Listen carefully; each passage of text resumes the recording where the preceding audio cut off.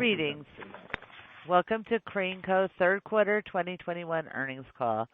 At this time, all participants are in a listen-only mode. A question-and-answer session will follow the formal presentation. If anyone should require operator assistance during the conference, please press star zero on your telephone keypad. Please note this conference is being recorded. I will now turn the conference over to Jason Feldman, Vice President of Investor Relations. Thank you. You may begin. Thank you, operator, and good day, everyone. Welcome to our third quarter 2021 earnings release conference call. I'm Jason Feldman, Vice President of Investor Relations. On our call this morning, we have Max Mitchell, our President and Chief Executive Officer, and Rich Maue, our Senior Vice President and Chief Financial Officer. We'll start off the call with a few prepared remarks, after which we will respond to questions. Just a reminder that the comments we make on this call may include some forward-looking statements. We refer you to the cautionary language at the bottom of our earnings release and also in our annual report, 10-K, and subsequent filings pertaining to forward-looking statements. Also during the call, we will be using some non-GAAP numbers, which are reconciled to the comparable GAAP numbers in tables at the end of our press release and accompanying slide presentation, both of which are available on our website at www.craneco.com in the Investor Relations section. Now let me turn the call over to Max. Thank you, Jason, and good morning, everyone. Thanks for joining the call today. Another exceptional quarter with solid results across the board. Even in this environment of persistent inflationary pressures, random supply and logistics issues, and continued various COVID recovery conditions globally, we finished the third quarter with record adjusted EPS from continuing operations of $1.89, up 103% compared to last year, along with extremely strong adjusted operating margins of 16.8%. We delivered adjusted core sales growth of 19% with a number of strong leading indicators reflected in core order growth of 31% and core backlog growth of 13% compared to last year.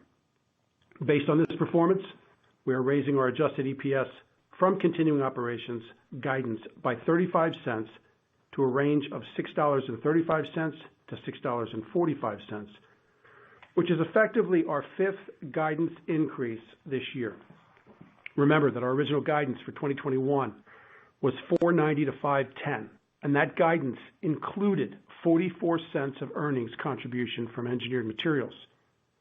That means we have effectively raised guidance more than $1.80 on a comparable basis since January. Compared to 2020, on a like-for-like basis, excluding Engineered Materials in both periods, our current guidance midpoint of $6.40 compares to 2020 EPS of approximately $3.52, reflecting more than 80% year-over-year EPS growth. Absolutely stellar performance by any measure. While uncertainty will continue related to COVID variants, sporadic supply chain constraints, inflation, and overall global resource challenges, we have a high level of confidence in our revised guidance based on our team's outstanding performance, driving customer satisfaction, and proactively and effectively managing inflation and the supply chain. For context, we were approximately price-cost neutral in the third quarter. Let me put our performance in perspective another way. The midpoint of the updated guidance at $6.40 is well above our prior peak pre-COVID adjusted EPS of $6.02 in 2019, but with some notable differences this year compared to 2019. Again, the $6.02 in 2019 included earnings contribution from Engineered Materials, which is now classified as discontinued operations and excluded from our 21 guidance. Second, many of our end markets are also still in the early stages of recovery and still remain well below their pre-COVID peak levels, with the exception of Crane Currency and our defense business. In thinking about 2022 and beyond, it is worth noting that the commercial side of our aerospace and electronics business in 2021 will still be approximately $150 million in sales and approximately $80 million in operating profit below 2019 levels this year. And the recovery to pre-COVID levels in this business alone will add about $1 per share to EPS. At Payment and Merchandising Technologies, Crane Payment Innovations will be $200 million below pre-COVID levels in 2021, with more than half of that amount in our very high margin payment solutions business. This business continues to benefit from very favorable long-term macro drivers that are accelerating given global human resourcing constraints, labor shortages, and wage inflation, helping our customers drive productivity and security by automating their payment and transaction processes. And at Process Flow Technologies, we saw the inflection to positive core growth in the second quarter on the process side of the business, with sustainable and improving demand across our strongest end markets, including chemical. So let me reiterate the message that we have been consistently communicating. We are innovating and developing new products and solutions to provide value for our customers. We are executing on numerous growth initiatives across our businesses, and we operate with the consistent cadence and discipline of the Crane Business System to drive growth, productivity, and cost savings. We have demonstrated an ability to balance those objectives extremely well, delivering on margins and free cash flow, while maintaining 100% of our investments in strategic growth initiatives throughout the entirety of the pandemic. We are and we will continue to drive above market growth. Paired with the market recovery and our consistent execution, we're very excited about our growth prospects, strong top line growth and solid operating leverage, driving substantial growth in free cash flow. Credibly delivering on expectations. I discussed at our February Investor Day event how Crane was at an inflection point for accelerating growth after years of organic investments and consistently excellent execution. In the first quarter, you saw substantial evidence of that inflection and the related themes from Investor Day reading through. At our May Aerospace and Electronics Investor event, we showed you numerous examples of how we continue to effectively drive above market growth and our expectation of a 7 to 9% sales compound average growth rate over the next 10 years. Also in May, we announced the sale of Engineered Materials as part of our strategic portfolio management process to improve our overall growth profile while continuing our simplification journey. And today, you can see even more evidence of that inflection in our core sales growth as well as in our orders and backlog. Consistently executing on our investor thesis, that being we are well positioned for accelerating organic growth as our end markets continue to recover. We are outgrowing our end markets because of our consistent and ongoing investment in technology, new product development, and commercial excellence. Solid execution continues to leverage that growth into earnings and strong free cash generation, which creates substantial flexibility for capital deployment. And continued evidence of the value we create through acquisitions with stellar performance at Crane Currency, Cummins Allison, and Instrumentation and Sampling. Inflection. We have clear momentum with increasing traction from our growth initiatives. We will continue to generate substantial and sustainable value for all of our stakeholders. Despite our impressive track record of the results, we believe there is unrecognized value in our stock and the strength of our medium and long-term outlook. And that was one of the key factors behind our newly announced $300 million share repurchase authorization.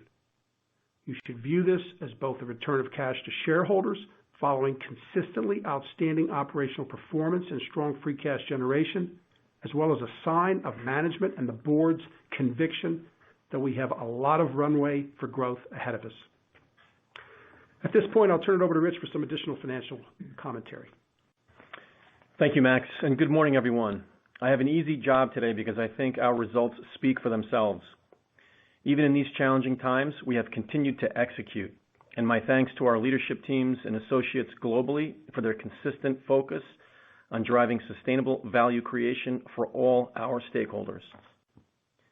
Moving to segment comments that will compare the third quarter of 2021 to 2020 on a continuing operations basis, excluding special items as outlined in our press release and slide presentation. At Aerospace and Electronics, the sales of $169 million increased 7% compared to last year. Segment margins improved 370 basis points to 19.3%. In the quarter, total aftermarket sales continued to gain momentum and increased 24% compared to last year, after 3% of growth last quarter. The strength was driven by commercial aftermarket, with spares, repair, and modernization and upgrade sales all up substantially. On the military side, spares and repair both improved in the 10% range, but military modernization and upgrade sales were lower. Commercial OE sales increased 31% in the quarter, following 4% growth last quarter. As expected, defense OE sales declined in the teens. On a year-to-date basis, defense OE sales are down 6% after 3 years of double-digit growth. Given our strong position in major projects that we have already won that will be ramping up over the next few years, we remain confident in our ability to grow our defense business at a high single-digit CAGR from 2021 through 2030. The fourth quarter of last year marked the trough for both sales and margins at Aerospace and Electronics. While the Delta variant had some short-term impact on demand, the overall momentum in the industry continues. Specifically, we expect near-term relaxation of international air travel rules and rising global vaccination rates to drive higher levels of air travel in the months and quarters ahead. Looking ahead to next quarter, we expect segment sales to be similar to the third quarter, with margins in the low teens. The sequential margin decline in the fourth quarter is primarily related to shipment timing and mix, with very high commercial aftermarket sales in the third quarter relative to the fourth quarter. On a full year basis at Aerospace and Electronics, we should close the year with sales just down very slightly compared to last year, and with margins above 17%, both well ahead of our original guidance for this year. As we enter 2022, we expect sales will continue to improve as air travel recovery progresses and the expected timing of a recovery to pre-COVID levels continues to get pulled forward. And remember that our confidence in our outlook for this business is about more than just a market recovery. We are seeing continued accelerating growth resulting from years of consistent investment in technology. For example, during the third quarter, we were selected for a $60 million program over a 15-year life with our advanced high accuracy, high performance pressure sensing technology for a newly targeted adjacent multi-platform turbofan engine application. In this particular case, we replaced an incumbent supplier who had the business for many years. Another example of winning because of the strength of our technology and capabilities, just as we described at our May Aerospace and Electronics Investor Day, which, by the way, that is still available to stream on our website today. This is a new targeted application of our historic sensing technology, a huge win for our team and just the beginning. And our investments will continue to take us beyond our historical core markets, expanding our addressable market and aligning our business with accelerating secular trends. For example, within the last month, we were awarded a $20 million contract for a low Earth orbit satellite constellation using a version of our multi-mix microwave technology, with most production sales expected in 2023. We also remain extremely excited about our positioning and investments related to the long-term trends in this industry, most notably electrification. That gave us the confidence to share our 7 to 9% sales CAGR target at last May's Investor Day event. We continue to make substantial progress advancing the technology that will be the critical enabler for a more electric world, from more electric and hybrid electric military ground vehicles to electric propulsion aircraft, electric urban air mobility vehicles, and advanced radar and guidance systems. All of these applications require greater levels of electrification and a greater need for integration of power conversion, sensing, and thermal management systems, all that are core technology competencies in our business. We continue to work closely with nearly every major participant in this emerging space and have already been selected for numerous prototype and demonstrator programs. We are seeing the tangible benefit from our investments materialize in these awards. Process Flow Technologies sales of $299 million increased 19%, driven by a 16% increase in core sales and a 3% benefit from favorable foreign exchange. Process Flow Technologies operating profit increased by 60% to $46 million. Operating margins increased 410 basis points to 15.5%, primarily reflecting higher volumes, favorable price-cost dynamics, and strong execution and productivity. Sequentially, FX-neutral backlog increased 3%, and with FX-neutral orders down 5%. Compared to the prior year, FX neutral backlog increased 14% and FX neutral core orders increased 20%. During the first quarter, order growth was strongest in our shorter cycle commercial business. Then in March, orders at our core process business inflected positive on a year-over-year basis, and that trend has continued for the last 6 months. We continue to see clear evidence of improving end demand and in some cases ongoing release of pent-up demand. Through the third quarter, order growth is still a little stronger in our commercial business, but process orders are not far behind with growth in the mid-teens range. As orders convert to sales in these core process markets later into 2022, we continue to expect strong operating leverage. Trends in activity in the process markets are similar to last quarter. Broadly, we are seeing signs of new capital projects moving through the pipeline, and we expect to see more projects converting to orders in 2022. By vertical, chemical remains strong, driven heavily by continued consumer demand, and general industrial markets also improved further along with industrial activity and production. For pharmaceuticals, we are seeing a number of projects restarted after being put on hold given the intense focus on vaccine production over the last 18 months. Many of these restarted projects are related to diabetes treatment, oncology drugs, and biologics. Refinery and power markets remain fairly flat. From a geographic perspective, year-to-date orders have been strongest in North America. MRO orders are stable at approximately pre-COVID levels. Project-related orders are up substantially compared to last year, and based on our project funnel, we expect further pickup next year. In Europe, MRO activity slowed in the third quarter, consistent with normal seasonality and summer shutdowns. Adjusted for seasonality, MRO activity is close to normal pre-COVID levels, and project activity has progressively improved over the last several months, with project orders above 2019 levels. In China, we are seeing some new project delays related to government requirements for new energy assessment approvals. No cancellations, but project progress has slowed given these new requirements. While the markets continue to improve, we are also very excited about progress with our growth initiatives in process flow technologies. In February, we discussed a breakthrough innovation to our triple offset valve line, the FK Tri-X. This product just launched a few months ago, but we are already seeing great momentum with chemical and petrochemical customers that quickly recognize the value this new valve design offers. Bidirectional shutoff, superior fugitive emissions control, high flow, a self-cleaning design, and lower weight. We installed our first valve during the third quarter at a U.S. chemical plant in a polymer application.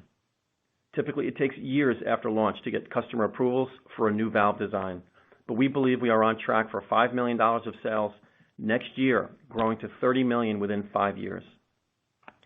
Also on the process side, our Tough Seat metal seated ball valve launched earlier this year, focused on slurry and high cycle applications with a superior design that gives the valve a 50% longer life.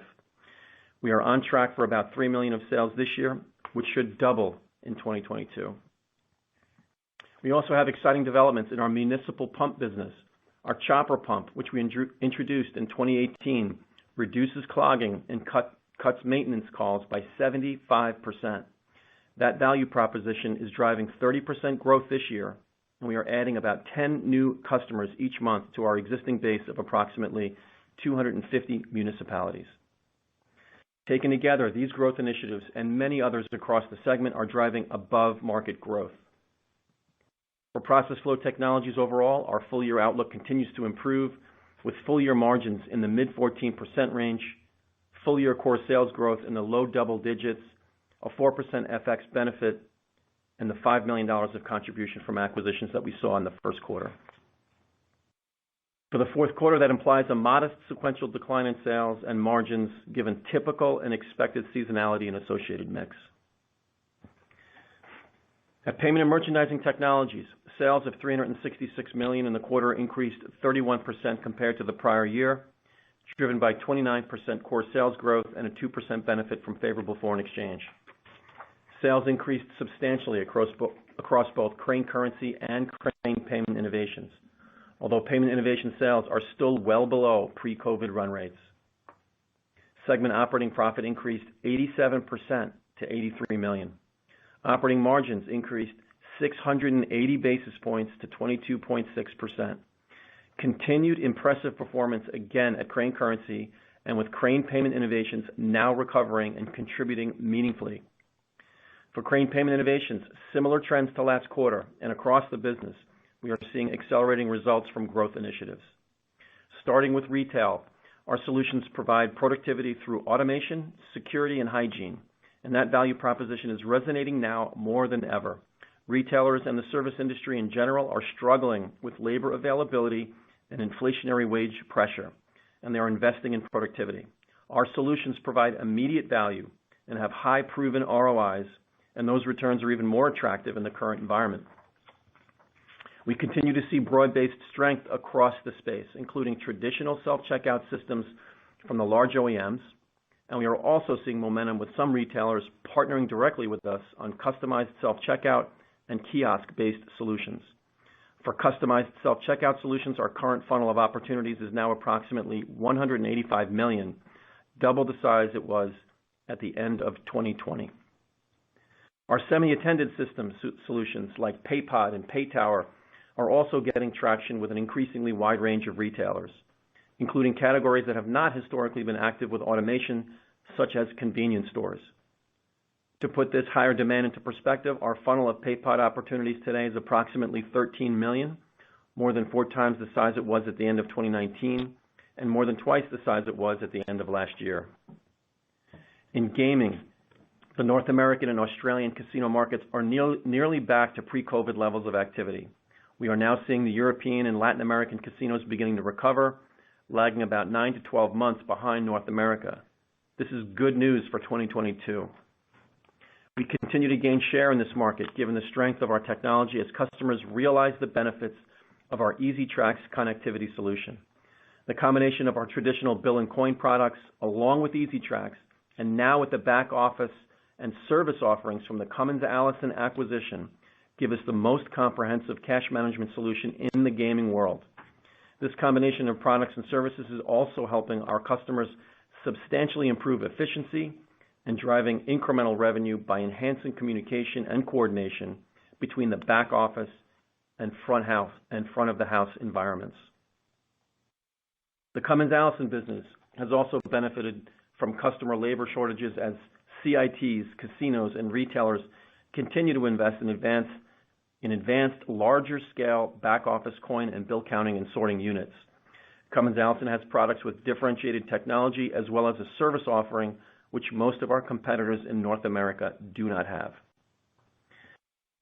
At Crane Currency, we continue to see strength in both domestic and international markets, and we continue to gain share both with our technology and banknote offerings. In the United States, we expect continued elevated levels of demand for currency for another few years, and we continue working to secure our position on the new series of banknotes that will be rolled out over the next several years. In our international business, our expanding portfolio of micro-optic security products has helped us double the rate of new denominations secured compared to prior years, with 15 new denominations won to date this year from a wide range of countries across the Caribbean, Northern and Eastern Europe, Asia, Africa, and the Middle East. When our technology is specified in a new denomination, it typically drives recurring revenue from reprints from more than 10 years. We are winning as central banks realize that our technology is more secure and difficult to counterfeit, and because it is completely customizable and can be integrated into innovative and stunning banknote designs, such as the new Bahamas $100 banknote. With our latest products, we also have successfully demonstrated that our technology can be used on any substrate, including polymer, expanding our addressable market. We are also very excited about the progress we have made with our product authentication and brand protection business. We believe that our micro-optic technology is the best solution for high-end authentication applications and far superior to the foils and holograms typically used to prevent counterfeiting for consumer goods. We recently signed a long-term agreement with Octane5, one of the leaders in the high-growth brand licensing management software and security solutions market. Today, Octane5 supplies some of the world's most iconic and valuable brands with product security and licensing solutions, and with our partnership, we have already won a few blue-chip customers with well-known global consumer brands that we hope to share with you more next year. This is an extremely exciting potential opportunity that opens a new $800 million addressable market to us. As we have explained all year, we do expect margins to moderate further in the fourth quarter for payment and merchandising technologies, given both timing and mix. We now expect full-year margins in the 22% range, at or above the high end of our long-term target range of 18 to 22%. Full-year core sales growth is now expected to be in the high teens, with a 3% favorable FX benefit. For the fourth quarter, sales should still increase on a year-over-year basis in the mid-single-digit range on tough comparisons, but with a substantial sequential decline given the currency shipment timing that we have discussed and explained consistently over the last several quarters. No surprises here, fully expected. Given the sequential decline in sales, margins are likely to moderate to the high teens range in the fourth quarter before rebounding to the 20s again next year. Turning now to more detail on our total company results and guidance. We have had extremely strong cash flow performance year to date, with free cash flow of $286 million compared to $177 million last year. As a reminder, on May 24th, we announced that we had signed an agreement to sell our engineered materials segment for $360 million. That process is ongoing, and we continue to work on obtaining regulatory approvals. When the transaction closes, we expect proceeds net of tax to be approximately $320 million. Our balance sheet is in extremely good shape. We currently have no short-term or prepayable debt remaining, and at the end of the third quarter, we had approximately $450 million of cash on hand. By the end of the year, we expect adjusted gross leverage toward the bottom end of the 2 to 3 times range target for our current credit rating, and we estimate that by year-end, we will have approximately $1 billion of additional capacity. While we continue to be active in pursuit of acquisitions across both process flow technologies and aerospace and electronics, as you all know, valuations today are quite lofty, and we will remain both financially and strategically disciplined. Over the long term, we continue to believe that we will be able to add the most value through acquisitions. However, we will also maintain discipline about our balance sheet efficiency. As I mentioned last quarter, during periods where our acquisition capacity exceeds the size of our likely and actionable M&A pipeline, we will consider returning excess cash to shareholders rather than maintaining an inefficient balance sheet. As Max mentioned, we announced a board authorization for a $300 million share repurchase program. We believe this program properly balances two objectives: maintaining balance sheet efficiency while preserving ample financial flexibility for the volume of M&A activity we believe is actionable, while also providing an attractive return of cash to shareholders. We believe that share repurchases are advantageous at this time, given our very high confidence in our medium and long-term outlook, paired with our current discount to both trading peers and fully synergized acquisition multiples. We will continue to evaluate all capital deployment and strategic portfolio options to drive shareholder return with strict financial discipline and a focus on long-term sustainable value creation. Turning to guidance. As Max explained, we are raising our adjusted EPS guidance by 35 cents to a range of $6.35 to $6.45, reflecting continued excellent execution and stronger end markets. There are 4 major moving pieces in the higher and narrower guidance range. First, we now expect a tax rate of approximately 17.5% compared to our prior guidance of 20.5%. The lower tax rate is a roughly 23 cent per share benefit compared to prior guidance. The lower tax rate primarily reflects discrete items related to the expiration of the statute of limitations on audits in certain jurisdictions. We continue to expect a tax rate of approximately 21% on a normalized basis. Second, we now expect corporate costs of approximately $90 million, $10 million or 13 cents per share higher than our prior guidance.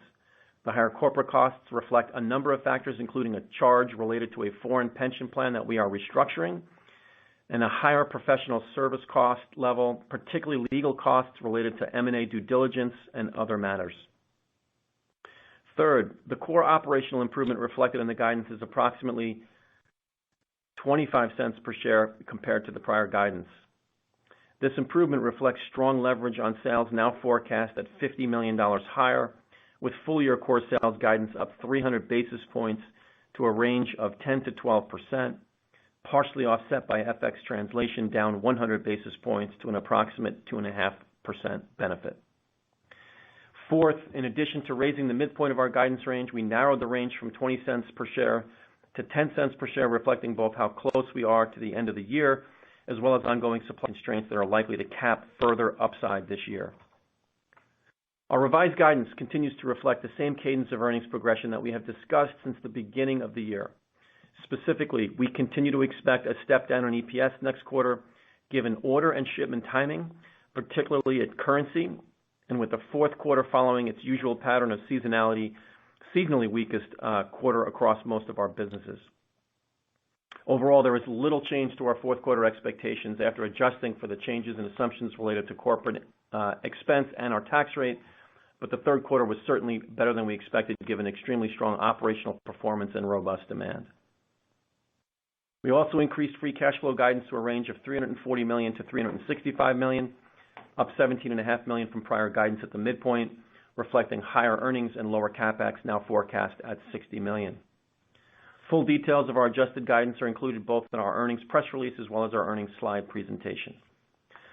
Overall, an excellent year continuing to unfold with outstanding execution from all of our teams driving exceptional results, growth, margins, free cash flow.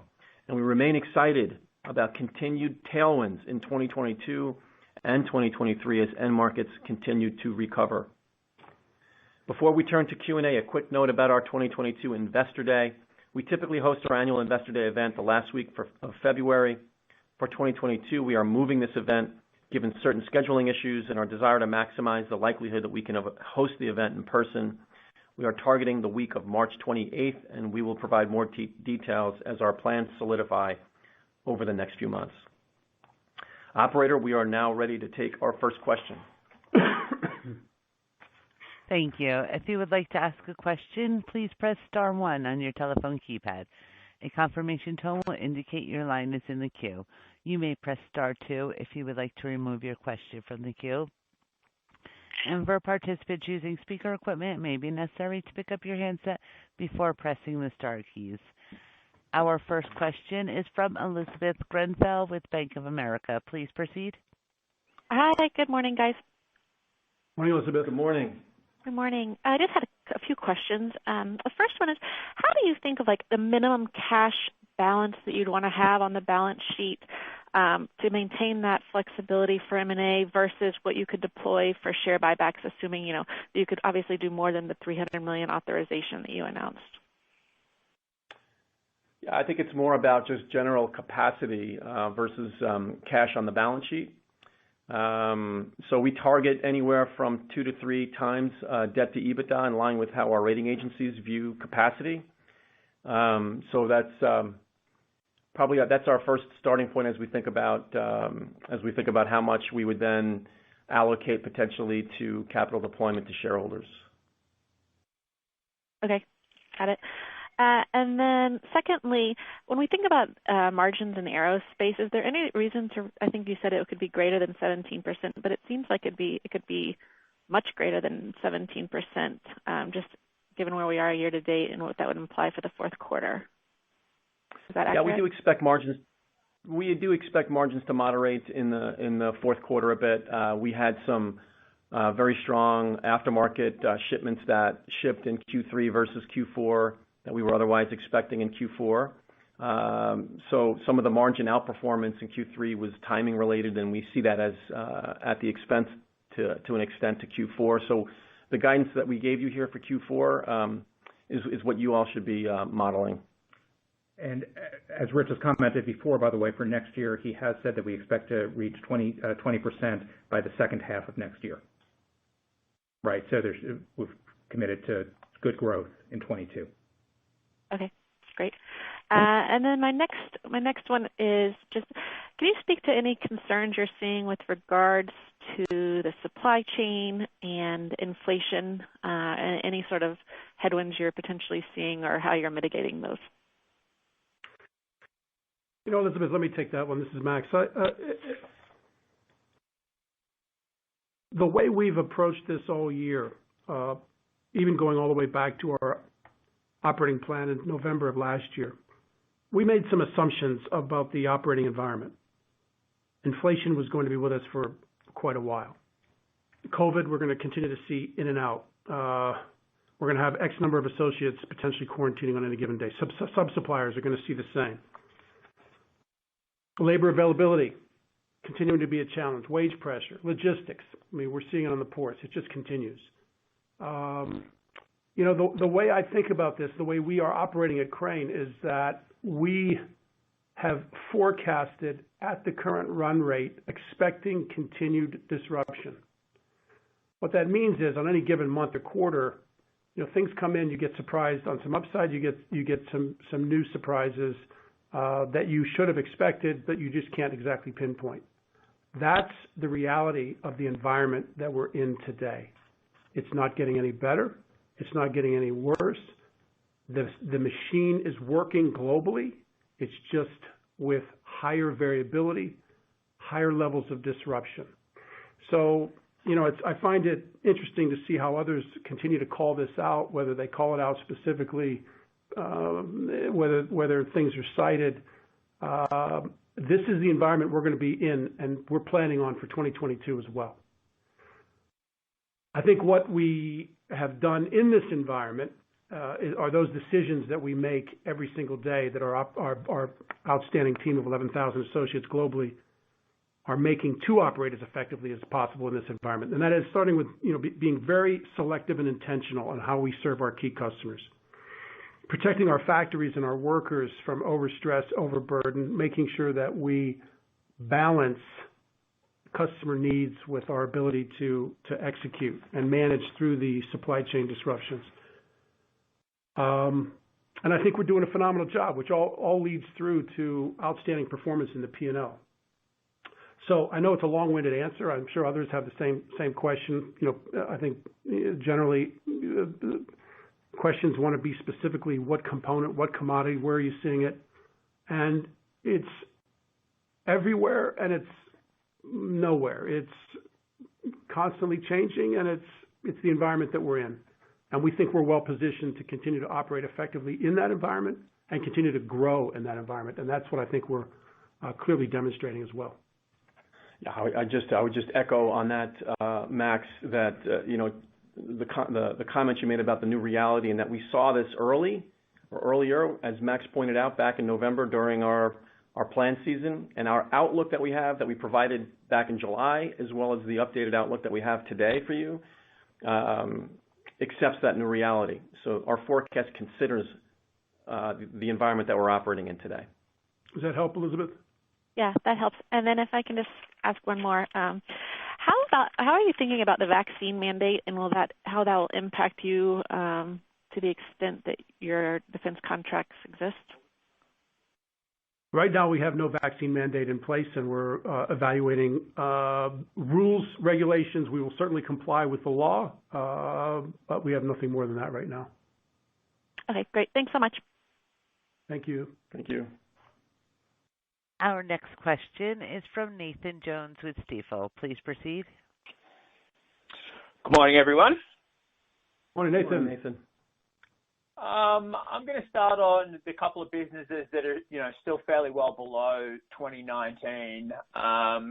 Max, I think you said the A&E business is 150 million in revs, 80 million in profits below where it was in 19. That would have you, pretty much sitting on the same margin as you did in 2019, 200 million out of payment and merchandising. I would think most of that's probably about average margin, given currency's doing so well. Do you guys have any commentary on when you think you'll be able to get those back to the 2019 levels? I mean, it would seem things are going in your favor at the moment, more travel, casinos open, more businesses open, all of those kinds of things. Plus some tailwinds from labor shortages and things like that might even help you to eclipse that level. So just any commentary you can provide us on when you think you'll be able to get those back to 2019 levels. Broadly, I would say, within 2 years, give or take, would be the quick answer, Nathan. So you're right about A&E with respect to the tailwinds there and how we should see ourselves lever up quite a bit. I made a commitment, as Jason mentioned, that we should be at the 20% level by the end of next year as things continue to recover and how we operate in that business. By 2023, we don't see that as being an issue. And I would agree with your comment with respect to payment. Okay, and then I wanted to ask about this high-priced consumer goods opportunity that you were talking about using the Crane Currency technology there. It sounds like a very interesting opportunity. You mentioned an $800 million addressable market. What kind of market share do you think your technology could take in that business? Well, just to clarify the technology itself. So anytime you buy, let's say it's a sporting good device, the hologram that you might see on some tags for, all of this is aimed at trying to prevent counterfeit goods from coming into the country and easy identification. Well, the counterfeiters continue to get more and more sophisticated.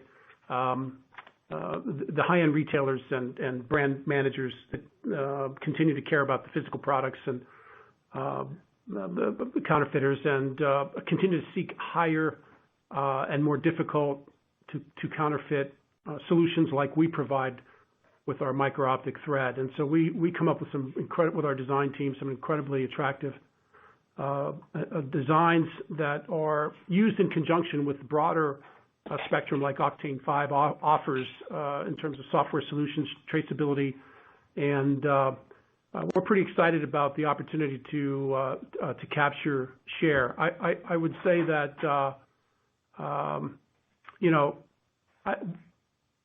I don't have an exact share number right now, Nathan, but I clearly have 50 million in sight, honestly, in the foreseeable future as we continue to attack this marketplace. Okay, my last one's going to be on Crane Currency. I know you typically drop down in the fourth quarter. I don't think the Feds released their bill order for fiscal 2022, even though we've already started that. Is the fact that they haven't put that out yet part of the reason that you're dropping off here in the fourth quarter, and you should make that up, I guess, first 3 quarters next year? No. I mean, it wouldn't. Demand profile like that doesn't change that fast in that environment. So, absolutely not any part of the rationale. It's the timing that we expected. Again, we've been reiterating since the beginning of the year. Which was more around international. It was more about international, not domestic. So that's just normal timing. And on U.S., you're right. The Fed has not put out the order yet.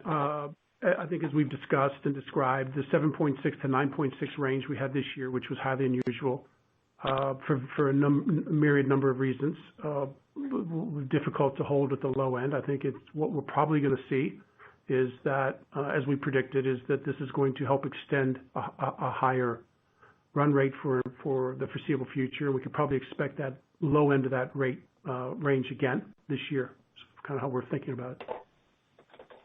Great. Thanks for taking my questions. Thanks, Nathan. Our next question is from Damian Karas with UBS. Please proceed. Good morning, Damian. Hey, good morning, everyone. Congrats on the quarter. Thank you. Thank you, Damian. You bet. So just a follow-up question on currency here. You talked about sort of the step down in the fourth quarter margin as you've been discussing due to shipment timing. Just, I guess, thinking about kind of going forward and the margin trajectory, is 4Q sort of the run rate we should be thinking about for the business then? I mean, obviously this year you had some positive mix from the U.S. side of the business earlier. So should we be thinking of the fourth quarter as kind of the run rate on margin or more of kind of like the full year results? Damian, it's Jason. I wouldn't use the fourth quarter as a jump-off point for 22 for currency or any of the businesses, actually. Right? Every quarter is going to be a little bit different. Rich actually said in his prepared remarks that we expect the payment and merchandising segment to be back into the 20s again next year. Right? So we're not going to give more precise guidance than that at this point in time. it'll be in the 20s. Okay, great. Did you happen to give the breakout on how much the underlying growth was for both currency and then the payment side in the quarter? No, we did not, but it's in a high double-digit range for both. Okay, great. Thanks. And then just one last question on the corporate cost, about significantly higher, $10 million or so. Rich, what's the reason for that? Yeah, so we took in my prepared remarks, I mentioned that we did take a charge in the quarter, or we anticipate in the fourth quarter, taking a charge related to closing out a foreign pension plan, and so it's a non-cash charge in the quarter. So that hits us, and then general professional fees that we're spending across a myriad of things that we're working, primarily around M&A, due diligence, and things of that nature. We would expect it to come back down as we look at next year. Okay, great. Really helpful. I'll get back in the queue. Thanks, guys. Thanks, Dave. Thank you. Our next question is from Matt Summerville with D.A. Davidson. Please proceed. Morning, Matt. Thanks. Hey, morning. Couple of numbers you gave that really stuck out. I want to focus on one as it pertains to CPI. I think Rich mentioned that with respect to the retail vertical, with some of the things you're doing on a more of a customized or partnered basis with retailers, that funnel being $185 million. I guess I'm curious, over what time frame does that funnel convert, and is that still growing, or is that showing signs of peaking out? I was pretty struck by that number. Yeah, I would probably think of that as about a two-year funnel, in terms of when ideation starts and when a program would be executed by one of our customers. I would say 2 years is a typical timeline for that. We would expect to win a good piece of that, as you might expect. So I think that would be the way to think about it, Matt. And then with respect to pricing and how you're thinking about 22 Max, how much incremental price do you feel like you need to go get? And I guess, are you thinking about it strategically different, how you implement these increases versus how you went about 21 in kind of your late stage planning process that you highlighted earlier? Yeah, I'll start off and I'll see if Rich has anything else to add. But in terms of pricing, all of our businesses are very, very different. There's no one size fits all. I would say that certainly as it relates to certain charges that are more immediate, it hasn't been baked into price. We've actually implemented surcharges. So we expect those surcharges to go away when certain excessive logistics charges and so forth would go away. Others, we've been openly communicating with our customers about why the pricing increases. We think we've been very, very effective in managing that. Quite honestly, Matt, I view it as we're going to react as we need to based on inflationary pressures. We're also going to look to stay as competitive as possible. We need to be careful that we're prepared on some of those surcharges if the market improves, if inflationary pressures subside, that we're able to adjust when necessary and continue to grow. So I think we've got an incredible balance. I think our teams are doing an awesome job. I would say it's a continuation of how we're operating in 2021 into 2022. I would say the same thing in terms of we don't see these challenges subsiding in the near term, so we'll continue the same discipline. Got it. Thank you, guys. Thanks, We have reached the end of our question and answer session. I would like to turn the conference back over to Max for closing comments. Super. Thank you so much. Another excellent quarter and continuing to deliver on our promise of inflection and momentum. Further evidence that the investment thesis we presented last February is playing out as expected. We are in the very early stages of a strong market recovery. We've invested heavily in our organic growth initiatives, and results are reading through in consistent above-market sales growth. We have growing opportunities for acquisitions in process flow technologies and aerospace and electronics, building on our core competencies. We continue to have confidence in our ability to add value through acquisitions. However, we remain financially disciplined, and as shown with our repurchase announcement yesterday, we will return excess cash when it is attractive and appropriate to do so. And we have an incredibly strong foundation to build upon, grounded in the Crane Business System, driving consistent execution along with a culture of ethics and integrity. And as the late, great inventor of the Vegematic, marketing guru, and creator of the infomercial, Ron Popeil would say, but wait, there's more. Very fitting for us today. We're just getting started, and I'm incredibly excited about our opportunities to drive continued shareholder value in the quarters ahead. And remember, Crane stock is in limited supply and not available in stores, so act now. I look forward to speaking with you in January on our fourth quarter earnings call, and then hopefully to see many of you in person later at our March 2022 Investor Day event. Thank you for your interest in Crane, and have a great day. Thank you. This does conclude today's conference. You may disconnect your lines at this time. Thank you for your participation.